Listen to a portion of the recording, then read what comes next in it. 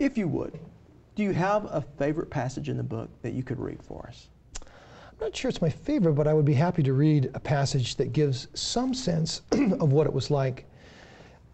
This is just as the fields were starting to blow, just as early 1930s. And I remember the Dust Bowl went on for most of 10 years, most of the dirty 30s as they called it. But this is just as the land was starting to die, and people were trying to figure out what this was all about.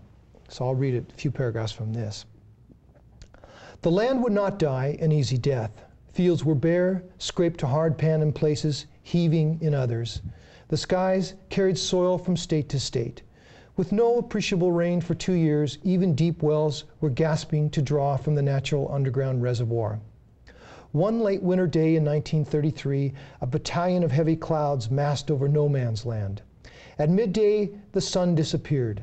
Lights were turned on in town in order to see.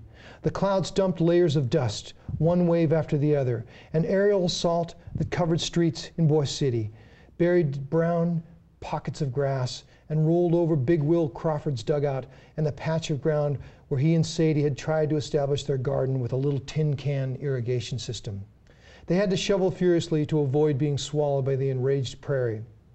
Hazel Lucas Shaw watched the dust seep through the thinnest cracks in the walls of her house, spread over the china, into the bedroom, and onto sheets. When she awoke in the morning, the only clean part of her pillow was the outline of her head.